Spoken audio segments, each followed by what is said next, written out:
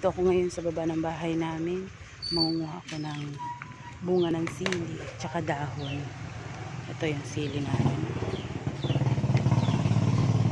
Ayan. Kuhain ko yung mga bunga. Sayang lang eh, napupugpog.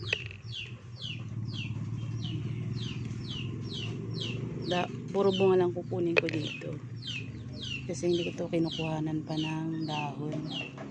Kasi pinaparami ko pa yung bunga niya. Napalago ko pa. Ayan. Madulas.